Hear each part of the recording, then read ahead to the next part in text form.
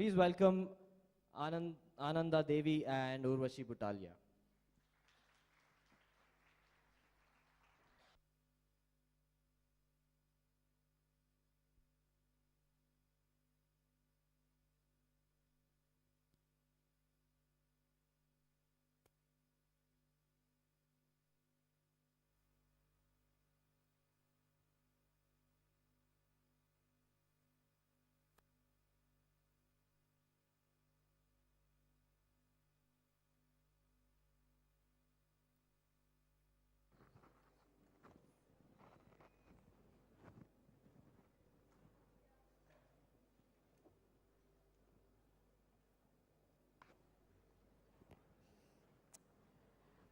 Hello, can you hear me?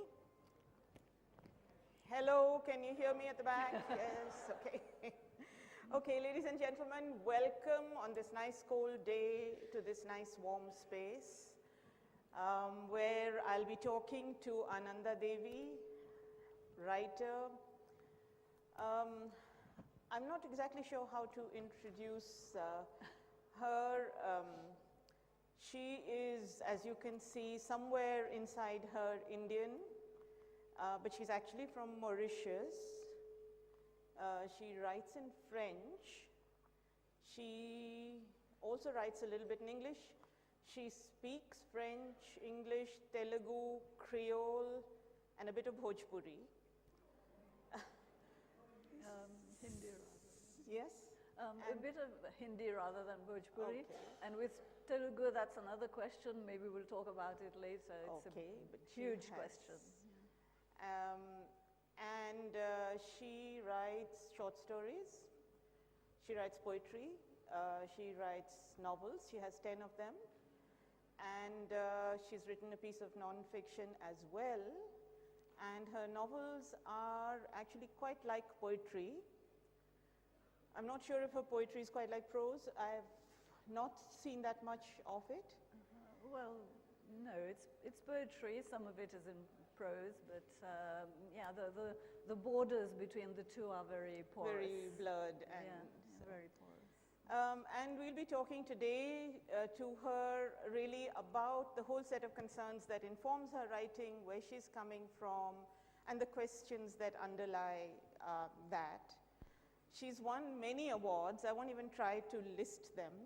And she's known as one of the most important voices in France, writing from a very, very different standpoint than the mainstream. Much of her work is preoccupied with characters who we would call marginal, who sort of inhabit the liminal edges of society, and she's going to be talking a little bit about that. So let me start by asking you really to tell us about your journey as a writer. You started writing quite young, right? Yes. And what did you start with, and how did you grow, and where were you when you started? Yeah. Well, I was born in a very small village in Mauritius called Trois Boutiques. And Trois Boutiques is a French word meaning three shops. So basically it was a small place with three shops. Unfortunately now one of them has closed, so there's only two shops left, but it hasn't changed its name. My father had sugarcane plantations, so we had a house, the family house was in the middle of these sugarcane plantations. And of course I was born towards the end of the 1950s, so growing up in the 60s, there wasn't television, there was radio, there wasn't any of the distractions that you have, that kids have today. And the one thing that we had was reading. And thankfully both my parents were passionate readers, so every time my father would go to the city, which was Port Louis, to the capital city to buy things, he would always bring back huge mounds of books, but they were completely eclectic. So he would go to the shop and buy whatever caught his eye.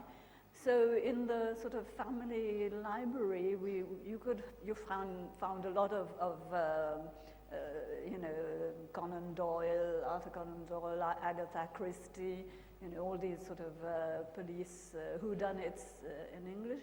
But you also had Victor Hugo in French, you had Baudelaire, we had the 1001 Nights.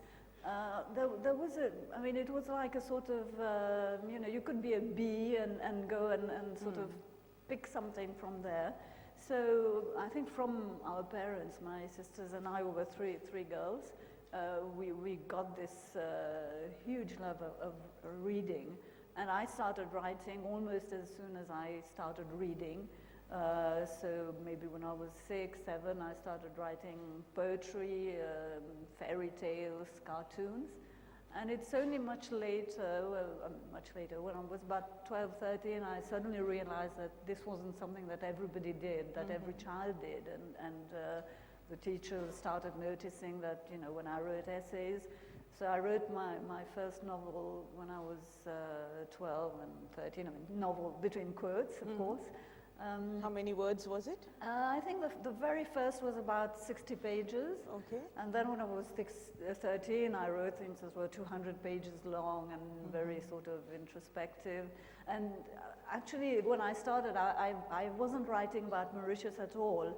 So I used to open the big Times Atlas, which we had at home, and I would sort of flick through the atlas and look for something that would, tempt me to go there. So I didn't travel, but with the stories, one of them was actually set in India, in a Maharaja's palace, and I had never been to India at that time.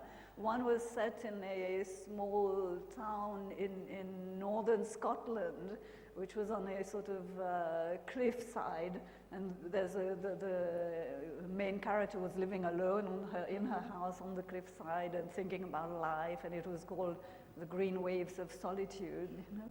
So I was traveling a lot in my mind, so I sort of felt that the world was there, the Times Atlas was there, and the world was open to me. And it's only when I became an adolescent, when I was about 15, 16, suddenly I started reading books from Africa, from the African continent, and especially from South Africa or from the Francophone African countries, and realized that writing was not just sort of this escape into another world, but that you could be talking about what was happening here and now, and use this to say something about society. And this changed completely my way of writing, obviously, as I grew up. Because when you visited all these places in your mind through the atlas, when you picked them out of the atlas, did you actually imagine them, or did you look them up? Because in your adult writing, so to speak, there is a very strong sense of place, being rooted in a place. Yeah. So, and you say that it's very important to you, while the characters grow out of your imagination and may be born out of a chance encounter with somebody in the street. Yeah. But the lure, the place, is something that has to be real. Yes. Well, at that time, obviously, everything was unreal, but I still tried to describe the place. So, for example, the cliffside, with the waves and all that were very important as a reflection of the narrator's state of mind. And of course, when I started writing things and setting them in Mauritius, there was an extraordinary connection between the place and the writing.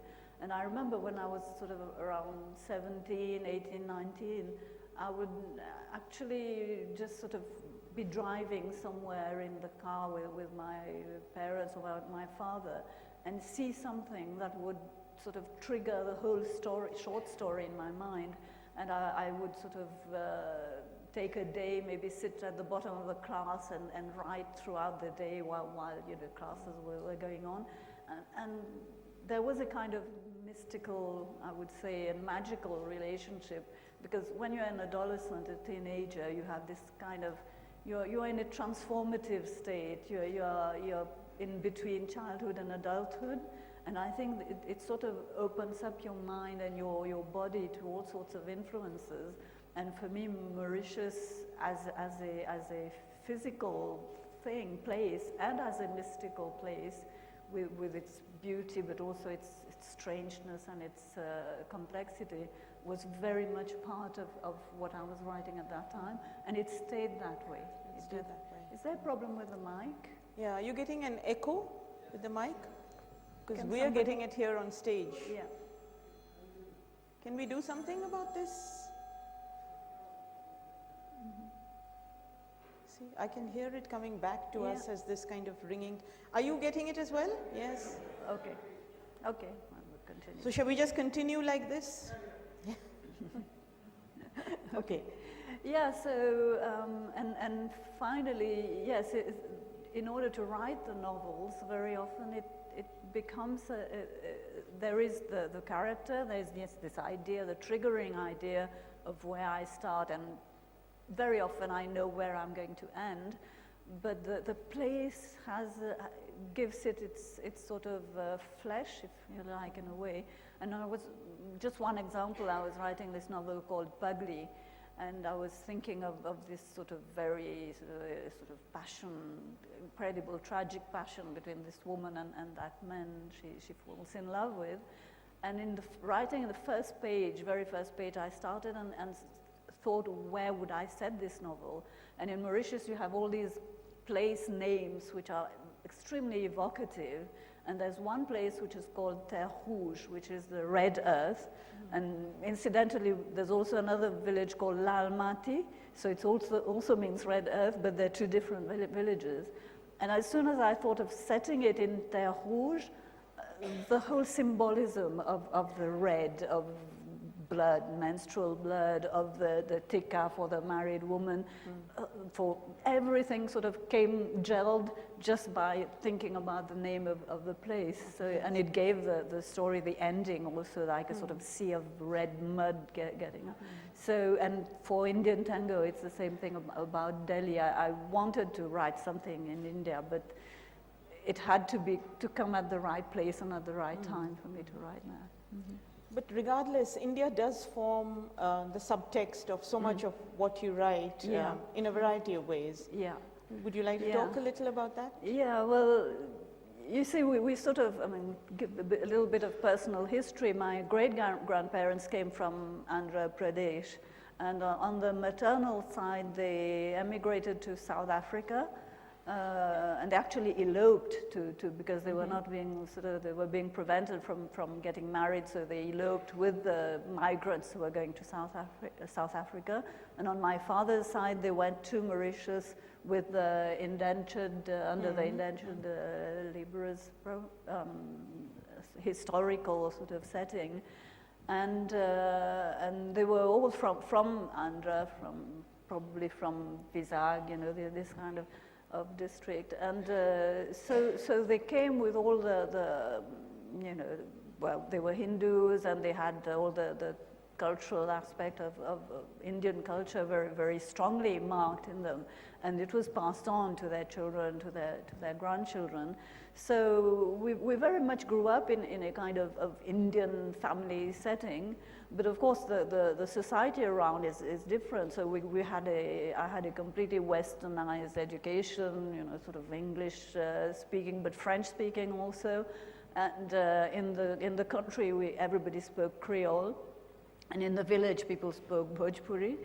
And my mother was an incredible, she had an incredible way of telling stories. So she knew very well the epics like the Mahabharata, the Ramayana, but she wouldn't just tell the stories. She would find a moment, something that would trigger, you know, one tale, and she would tell us, you know, this is what happened. And she would tell it with a kind of commentary.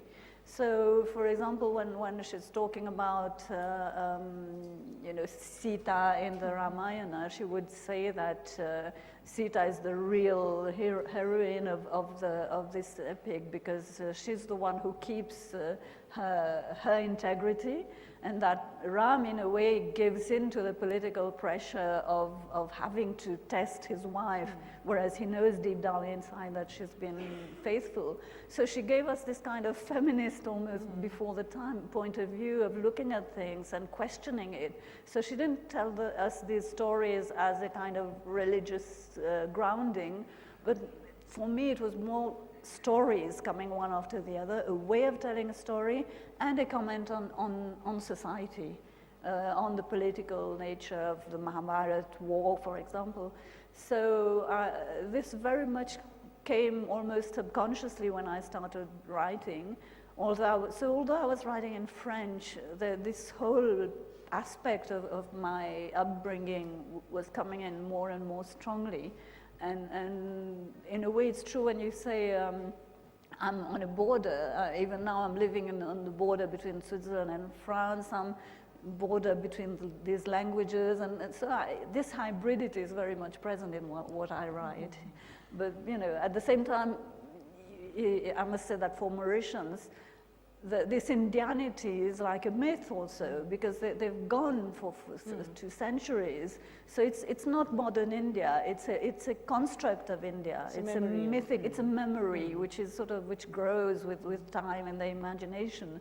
So coming here, when you really come here, then you realize you know this place, but at the same time you're discovering it. You know, this is what which Naipaul also experienced in a very violent way. Yeah.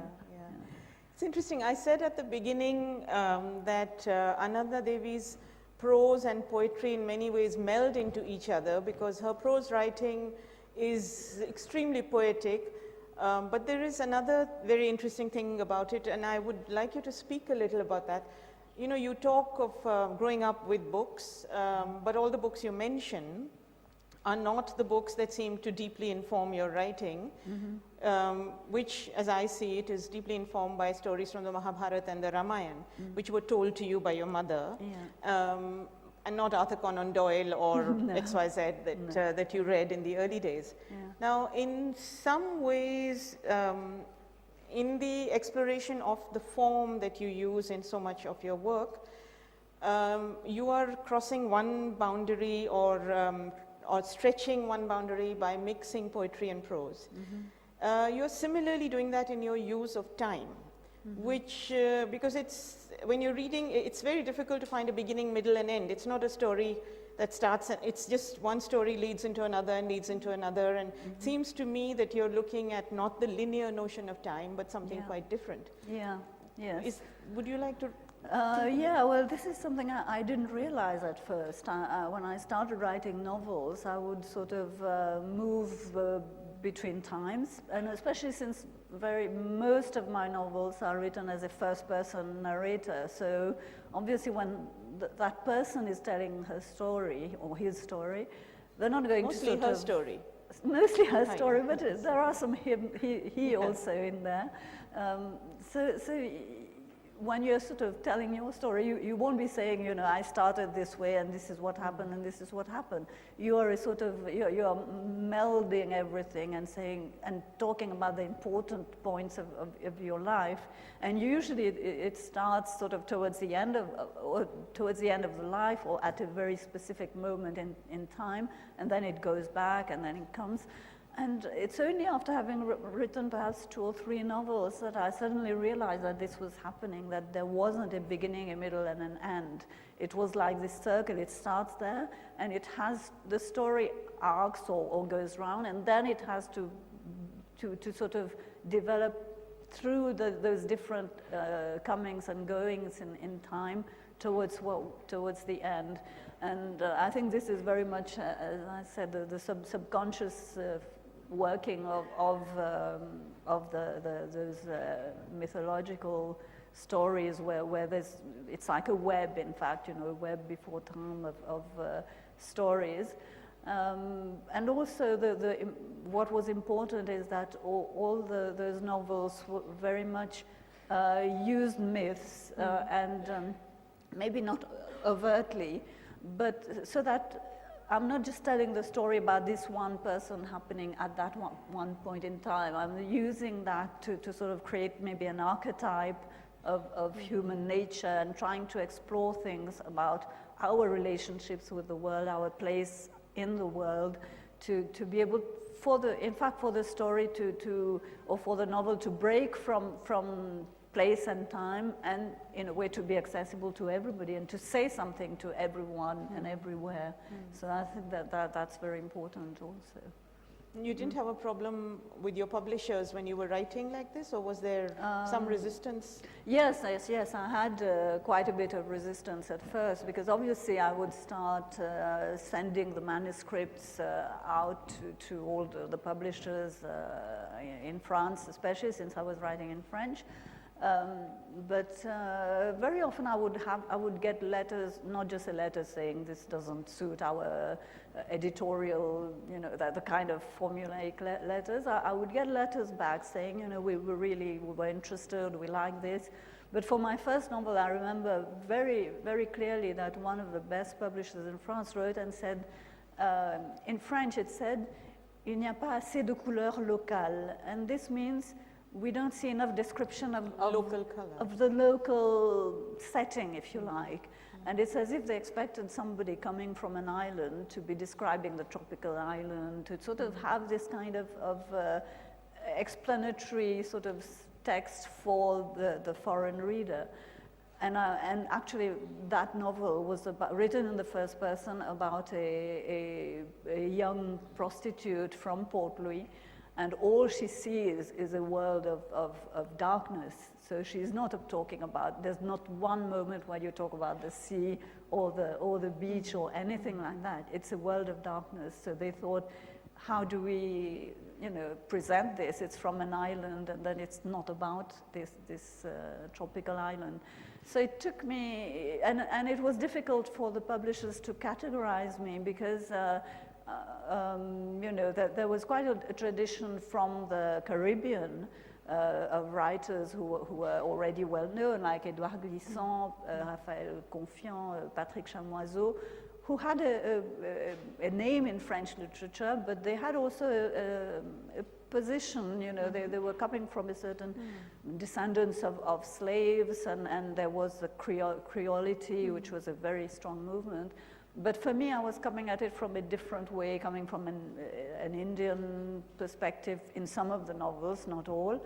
But yeah, and at the same time, there was this strangeness, I think, which was an undercurrent of the, so even I was writing in French, underneath you could hear something else, something different. So it took time, and I was first published in Mauritius, and I was published in Africa, my first novel, in one of a good African publisher, and then with small publishers in France. And then when I sort of, you know, I started to get better known, then I was, my novels were accepted by, well, the major publisher in France.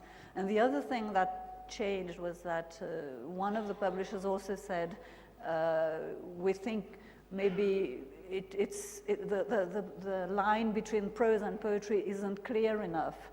And for a time when I was younger, I tried to restrain myself and to sort of say, okay, now I'm writing prose, so I have to stop sort of moving. And then when I became more mature, I suddenly thought, well, why should I? You know, there's no reason. Nothing says you have to write it this way or that way.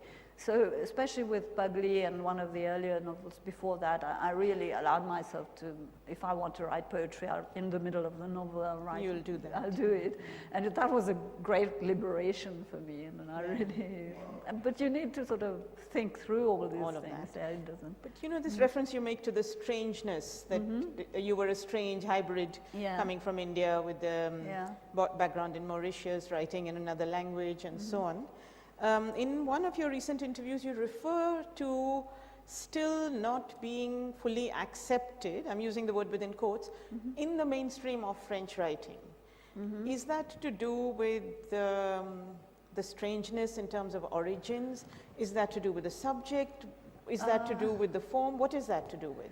No, I think this is something that's changing now. Maybe this was a few years ago, that actually most of the writers who write in French but are not necessarily of French origin, like from African origin or Indian Ocean origin, in France you have this kind of maybe category that we are called the Francophone writers.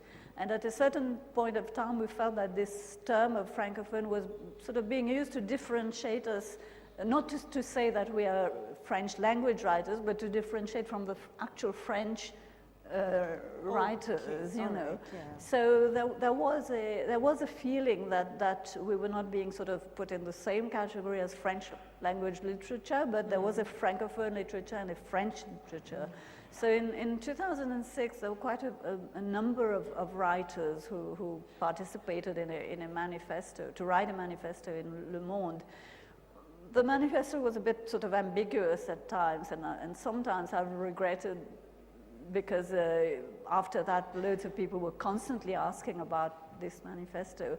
But what it basically said is that at some point you have to stop making the difference from the point of view of origin or nationality or who you are, but just say this is the corpus of French language literature. And I think things are changing a lot now in the past, let's say 5-6 years. You know, people who formerly were considered Francophone are getting major prizes. I mean, really, the major prizes in French literature. And I think what happened in British, in English-speaking literature earlier is happening now in French literature, that these are merging. But coming from, I mean, since I've been writing for several decades, I've seen how, at the beginning, how it was difficult coming from the margins, you know, to sort of break through in the mainstream, especially because the mainstream is actually very sort of, you know, it's a very small type of mainstream, because you have, it's not only French, it's Paris, and within Paris you have the Saint-Germain, which is the sort of elite of literature. But this now is really changing very, very rapidly and very strongly. Okay, let's go back to your writing. I have a couple of other questions, and then we'll open it up to questions from all of you. You mentioned the word dark earlier when you were talking. So much of your writing is preoccupied with the dark side of human beings, with you deal a lot with violence, but not in a gratuitous kind of way, because they're not sort of graphic descriptions of violence. And you have had some surprise reactions from readers saying, why are you so preoccupied with violence? And you also, and this would have been my second question, but let me put it here because I think the two are connected. Really, you are very interested and preoccupied with religion in your writing, but not necessarily with organized religion. I mean, you have a kind of thing of keeping away the ritual and the organized religion and the pressure that religion puts on you to perform and behave in certain ways. But there is another aspect of it that sort of interests you and informs your writing, which is more the philosophical aspect of looking at the questions that religious texts pose. Yeah. So. Well, the darkness aspect, I think one of the most frequent comments I get from readers who've read my books and who meet me for the first time, they say, you know, we can't imagine that somebody who looks so soft and perfectly serene can write things which are so horrible and so terrible, you know, and it's true. So I say, well, appearances can be deceptive, you know, you shouldn't trust what people look like. But it's true that I've always been, in a way, attracted by the dark side of life, maybe because it's the most opposite to me, and that this is what I want to explore and to delve into. And I've realized that from novel to novel, that what I'm trying to get at is the core or the origin of violence. Because as human beings, we always have the alternatives, you know, we can always react one way and react the other way. And violence, which you see at different levels, you can see it at a level of even a daily life, a small gesture can be violent, or you see it at the level of the world, you know, of people, you know, conflicts, wars, an extreme cruelty. I mean, human beings have such a level of cruelty that even when I'm writing the most violent novels, it doesn't, you know, it doesn't go anywhere near the kind of violence that there is in the world.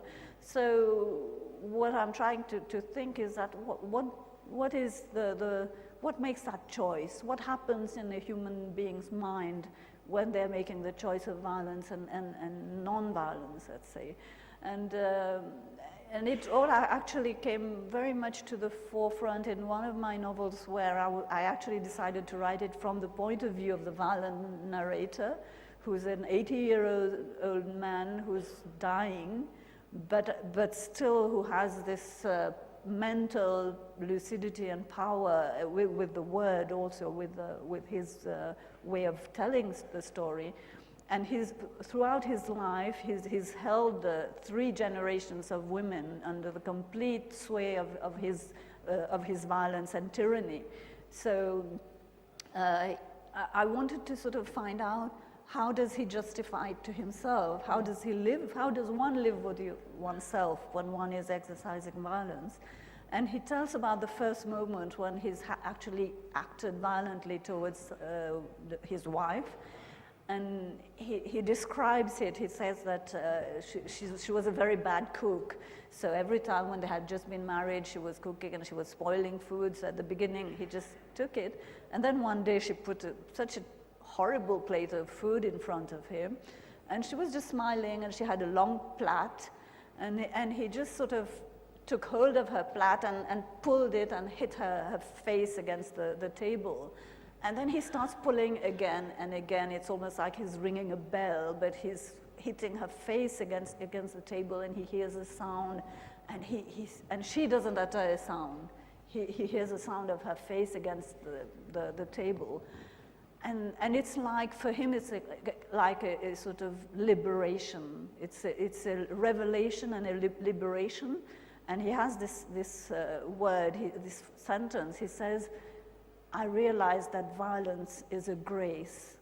So liberating violence in himself he felt it like a grace. From that point onwards, he had liberated himself, in fact, from his conscience. His conscience didn't have this hold to tell him, don't do that. He did it. And then later on in the novel, he says, violence is love, because I loved her, I was being violent to teach her how to behave. And it's only at the end of the book that the women take they start talking again at the end of the book when he's dead. And his daughter, who is there, looks at him, and they look at him, he's dead, he's decaying, and they say, this is what we were afraid of? This food for worms and for decomposition, this is what we're afraid of? And the daughter says to him, the father, she says, there's only one word for violence, it's violence. And the novel ends that way. And the women understand that there are 2 parts in violence behavior. There's the one who gives the violence and the other who accepts it through fear, through acceptance. So in a way, we can't always talk about, a victim as being sometimes the victim also is in a way complicit because of her fear or his fear, and that there is a moment when you have to fight back. You can't just sort of stay and let it happen. And so for me, this novel was one where I felt that this man, he's the tyrant of his small family. But if he had been in a position of power, if he had been a politician, he could be a Hitler, he could be a tyrant, he could lead to genocides, and that everything comes out from that one point. He was, from what you're describing it, he was in a position of power. He was, in the home. Yeah, in the but home. I'm curious here. There is, you talk about the man and the victim, the aggressor and the victim, or the one who receives the violence. And you talk about the possibility of their agency in combating this violence. But in stories like this, what is the writer's moral stance? I mean, I was quite disturbed when you said, he says violence is grace and violence is love. Yeah. It's, I mean, where are you in this? I know, that's a very interesting question, because after the book was published, I met a reader, and the reader was French, and the reader told me, if you had been a man, I would have hated you for this book. She said, only because you're a woman, I realize what you're doing. And what I'm doing is saying, you read this novel, but you read also under what is being said. So he's a completely unreliable narrator. So you have to read the subtext, So the reader is asked to bring his own or her own perceptions to it. And I was very keen on knowing what men thought, because at some point, some of the things he says are actually quite intelligent, and some men might actually think, yeah, I actually agree with this, you know? So I wanted the reader to think sometimes that we all think in that way. None of us are free from having these prejudices or from thinking that I would really like to hit that person, you know. And we don't all do it, but sometimes we do have the urge to kill, and everybody has a trigger. If somebody is attacking my child, I would have the trigger, but where is the trigger? So when he says violence is grace, yeah, a lot of people have said to me, this is a terrible sentence, but you have to know also that the writer is saying, read underneath what is there. Very difficult to do, and afterwards I was kind of messed up, I must say, in my mind, because sometimes I was getting so deep into his mind that I was almost sort of sniggering when he was making these comments. And sometimes he says, oh, I pity the men of today, you know, he's 80 years old, and he says, I pity the young men today. You know, they have to be everything. They have to work and you know, bring money to the family, but they also have to carry the baby. They also have to change the baby. They have to hold the umbrella for their wives. So, you know, the men of today have no rights anymore. So he's really sort of saying, I much prefer to be where I am. And he was a doctor, you know, when he was working. So at that time, the doctor was considered to be somebody of such a status, and he calls himself the God Doctor, or Dr. God, you know. So he has this image of himself, but it's very much a story that's told on two or several levels, and the reader has to read underneath to know that the author is trying to say, this is what goes on in the aggressor's mind, but deep down inside there's somewhere where he knows the truth. And I didn't know how to end this novel. At one point I was thinking, before dying, does he have a kind of redemption? Does he say, I'm sorry for what I did? Or do I have the women fall on him and tear him apart because of all that he's done to them? I didn't know, and in the end, what they do, I don't know if I should say the end because you might, well, it's not available in English as yet, so it doesn't matter. At the end, what they do is they just go out and close the door. They leave him there. He's dying, they leave him, and he dies alone, basically. So it's also cruel to leave him to die alone, but they don't, I mean, if they had really fallen on him and killed him actively, in a way they would have been doing what he's been doing. They just said, now, you've been content with yourself all this time, so end with yourself alone, you know. Quite scary, no? Maybe I should ask her a harmless question to this. Do you want to go back to the question of religion? Not really harmless, yeah. but... No, not really. Yeah, I have a very, very sort of ambiguous, I must say, attitude towards religion, because I think that first of all, we should come to sort of the big questions about who we are, whether there's a God, whether, you know, what is our place in life, through questions. You know, come to it with questions, not with somebody else saying, yeah, you know, there was God created this, or Adam and Eve, or our own myths of creation.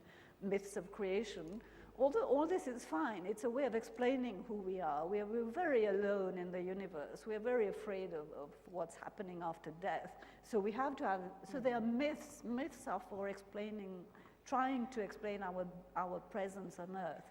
But when the myth becomes something that tells you, you have to do this to have access to paradise. You have to fast on a certain day, or you have to go to church every time, or you have to pray. That also is a matter of personal choice. I don't think it should be, but that also is okay for everyone to choose. But then the next step is not only that you have to do this, but you are better than the other.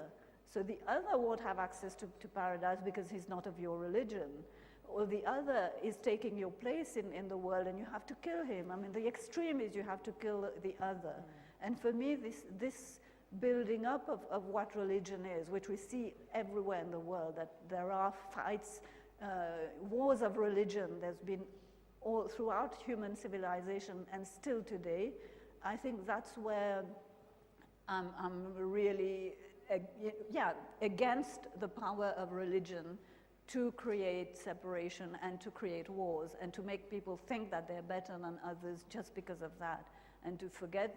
And there was just a recent example. I was in Calcutta a couple of days ago, and I was with an ONG that were looking after some prostitutes, and they were saying that these prostitutes travel for each pilgrimage in India. They go to the places where there are religious pilgrimages because that's where their services are needed, and they're going to make more money.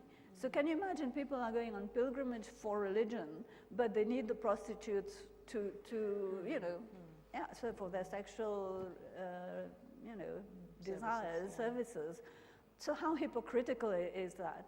So really, I'm a sort of believer, because I don't think we can be on our own like that with no reason. So I do believe in a higher power, but everything that goes towards fanaticism, towards integrism, towards fundamentalism, this for me is a complete no, and I don't. I don't agree with any of that kind of thing, and of feeling threatened by the other just because the other is different, So this is something that I've been talking a lot about in some of my books, about, some of the priests, power also, which is also a patriarchal power very often. And, You've said somewhere, in fact, when you mentioned patriarchal power, you've said somewhere that you see the veil as a way that patriarchy has found using religion or using supposedly religious sanction to control women's bodies, I think. Is that a correct? Well, it's one sort of form that you can see. It's apparent. You can see a veil is something that says you should be invisible, in fact. But there are many types of veils, and I think all women, in a way, find themselves, behind a veil at some point of time in their lives. And because in a way, we don't have the rights to our bodies, This is something which is in all societies. Very often, women's bodies don't belong to them. They have to conform to a certain type of behavior, to a certain, their sexuality is very much something that's has to be under control. The way of dressing, the way they talk or behave in society. And also the voice they have. I mean, one of the veils that we still have in front of us is whether we have a voice or not. And I wrote a couple of years ago a book that wasn't a fiction, and it's entitled "The Men Who Speak to Me." And it was about actually a very personal situation and I have two sons, and two adult sons, and my husband, so I was a woman, and they respected my writing, but very often, especially with my husband, when I was speaking, I felt that he didn't hear.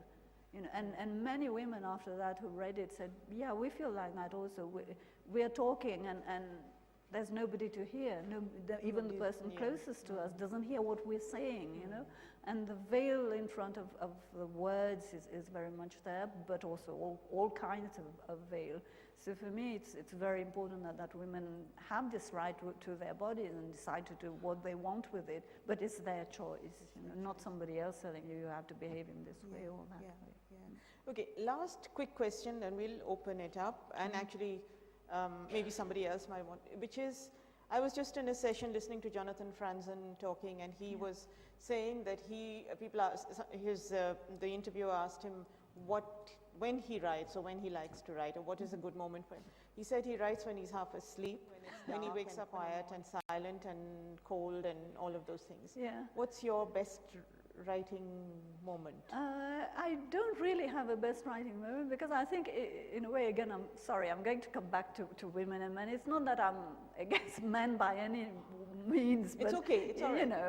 But it's true. I have many friends who are writers, both women and men. And I find that, and that's also our fault, men can say, when they're at home, you know, they go into their office or whatever, or their room and say, okay, now I'm writing, don't disturb me, and they close the door.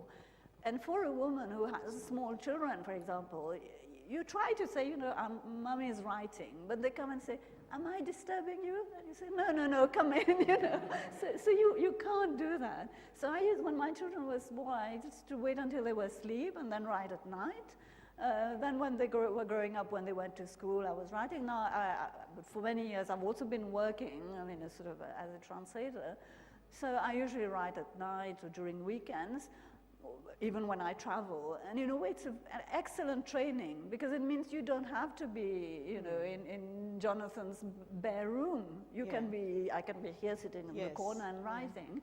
But I agree with this half asleep thing, because very often when you are working on a novel or writing poetry, I find that just before falling asleep at night, things come, and suddenly the novel that you were really blocked on, you find the answer to it in that half asleep sort of situation, and poetry comes to me at that time. Suddenly you have these sentences forming, and you say, I have to remember this, I have to remember this, or you keep something and you scribble, or you remember it in the morning. That's a nice note on which to open it up to all of you if you have questions. Yeah. Yes. Okay, there, and then there's one at the back. I think the mic will come to you. Just hold on till they get the mic to you. I think someone's bringing it there. Yeah. Okay, thank you. Oh, okay, there's somebody there. All right. Okay, we'll come to you sorry. next. Yeah, next. Ma'am, good afternoon. My question is, the last question that ma'am asked you regarding the interruption while you write, the example that you gave, while writing a novel, you're interrupted time and again. So my question is, yes, if a kid walks in and asks, am I disturbing you, Mama? My question is, keeping in view the status quo, everyone's mother-in-law is evil and a husband is lazy. You know, everyone would agree here. That is something inscribed in the mind of a woman. Whether she is getting married or not, that is a different story. But everyone's mother-in-law is evil and husband is lazy. Who has laid this, who demarcated this? And my question is, how confident are women in their own femininity? Well, the thing about the mother-in-law being evil, well, I will soon be a mother-in-law this year, so I hope I don't suddenly turn into some kind of, different person after my son's marriage.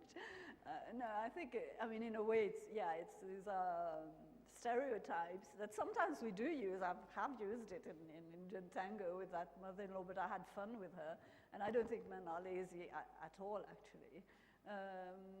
So it's a status quo that you have to break, both the stereotypes towards women and the stereotypes towards men or mothers-in-law or whatever. And how far women are, have accepted their femininity, I think they do. They do accept their femininity. But as I said, they don't always control it, because very often it's the husband who will say, or the father in a patriarchal society, you have to be this way, you can't have sex before marriage, and for example, in Indian Tango, which is the novel that's just published, it's actually about desire in a woman who's over 50 and who's actually going towards menopause, and so in a way that's the time when her femininity is going to be over, so between quotes, and it's at that time that a chance encounter will make her discover what desire is, and that is extraordinary, because at any age you can discover desire, and this is very important, because men have desires and so do women, men have fantasies and so do women, and in a way this kind of dichotomy that we've always had between men's behavior and women's behavior, that has to change with time, and respect comes very much in it, because I think from the male point of view, let's say if a male can be promiscuous and want less respect from society, but if a woman is a bit promiscuous or has had adventures, then very often the men will think that she's not a sort of quite a right type of person. So they have to respect these women's urges and wanting to explore their sexual life, you know. It doesn't mean when you're married you have to be unfaithful or to sleep around. It's not about morality. It's about first accepting, you know, the body, accepting the body, and then you build respect through the mind and through the, you know, the humanity and of the other person. Let's take a couple of more questions. There Sorry, was there was a gentleman at the back. Yeah. You said that you started writing at the age of 6. What I want to ask you is, didn't you have horrible, cruel teachers who told you what nonsense are you doing? And the reason why I'm asking that is I'm a teacher myself, and unfortunately, you know, education is very suffocating at times and doesn't give you the spaces to kind of, you know, do your own stuff. You're expected to comply with the system that exists, yeah, and it doesn't allow, it doesn't breed creativity in the way it is delivered today. Yeah. Okay, hold on. Yeah. There was one question at the back. I saw somebody, that one, the green hand at the back. And can you keep your questions a bit brief so that she can have time to respond to more than just one or two? Shall I reply to this one first? Yeah, I think Ma'am, just take two. and then- my question is with reference to the present day women today, despite achieving wonderful feats in education and career, apart from taking care of the conventional affair also, is not able to claim her rightful place in the society, especially the Indian women. So what is your suggestion that we as women can do to claim our rightful place in the society today? Okay, thank you. Okay, thank you. The school system, educational system, I think it's a pity that creativity is not encouraged, that you have to almost learn by heart and then come and reproduce, regurgitate almost everything about books, and especially about literature, where you should have so much joy in discovering it, and sometimes teachers prevent this. And I've had two different experiences, and one of them is with poetry. I wrote quite a lot of poetry, and once I showed it to one of my teachers, and she came back and said to me, she gave it back to me and said, well, they're a bit facile, aren't they? And it was with so much, you know, contempt in a way, the way she said that, it really hurt me enormously, and I stopped writing poetry for several years before coming back. And on the other hand, I had another teacher who, on the contrary, was extremely encouraging. And if I said to her, you know, I really want to write, she said, okay, yeah, you can go to the library and not attend class. And so I was very much supported by part of the teachers.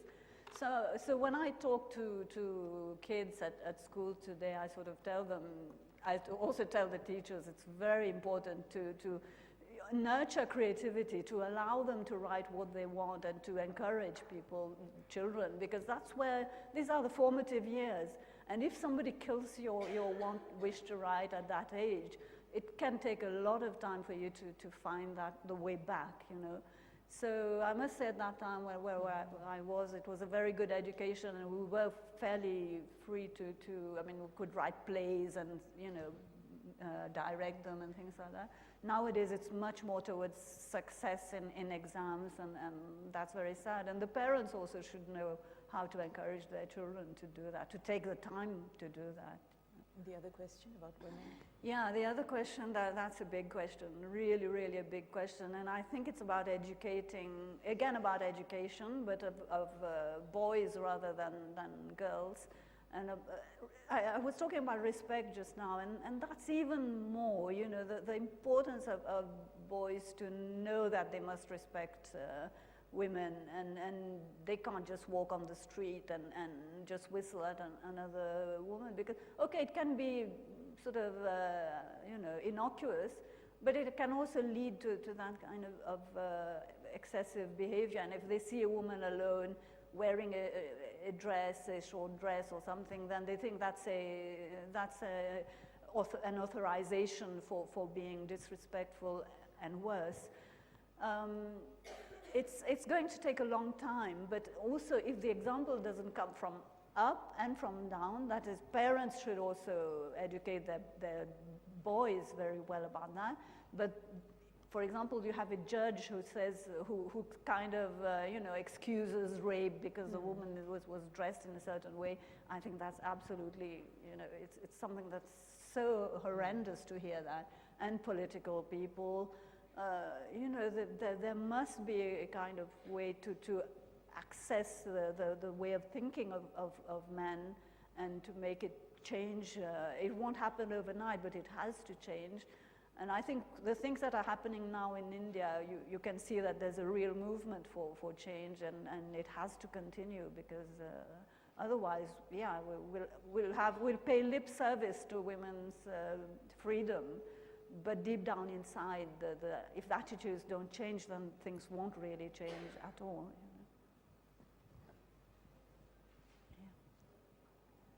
Good afternoon, ma'am. My question to you is on your perspective of religion. In my opinion, and all of world's religions do not promote violence of any kind. There's no religious scripture or text that you will read which promotes violence. Do you then think that it is fair to dislike religion because man has interpreted it in a wrong way? I don't dislike religion, and I love religious texts because I think they're literary masterpieces. But without people, there's no religion, So whatever we say, it doesn't exist by itself. It's what people make of them. So however much we say, of course, if we followed the books really very deeply, we would also know that we shouldn't, have violence. But people tend to interpret these books in their own ways, So what I'm saying is that there's too much power for pushing people towards these distinctions, divisions, which will lead eventually to conflict. So yeah, if you take religion as a kind of abstract way of thinking the world, then I'm not against it. And I'm not against prayer, I'm not against going to the temple, but it's just that there's a force of persuasion in it that means that you have also this negative aspect where people interpret things wrongly and will continue to sort of be separated and feel superior to the others, And if you take things logically, if you believe in God, you can't say that there was a God that created Hindus, another God that created Muslims, it's not possible, it's not logical. In any religion it doesn't say that. But then if there was a God that created all of us, how come, even if we have different practices, that doesn't mean that one is better than the other. So it's more people's interpretation that I'm against. Do we have time for more questions? One more question? I'm trying to see. Okay, we'll take two more, one here and one here, but please ask them one after the other and then she can respond together. Good afternoon, ma'am. And shorter. Yeah. So the session says words without borders, and on my phone it says that you speak Telugu, English, Creole, French, Hindi, English. What language do you think in? Do I think in? That's a very good question. I think in French, and I count in French. And somebody was telling me when you're multilingual, the one thing that tells you what is your main language is the one you count in. So I definitely count in French. But at the same time, for example, if somebody asks me what's my mother tongue, I'm sort of thrown into a kind of terrible confusion because, my mother spoke Telugu and I don't actually speak it anymore. I've lost it because as a child, for many reasons. And I have a terrible regret about it because my mother's dead. So when somebody says, what's your mother tongue? I want to say Telugu, I can't because I don't speak it anymore.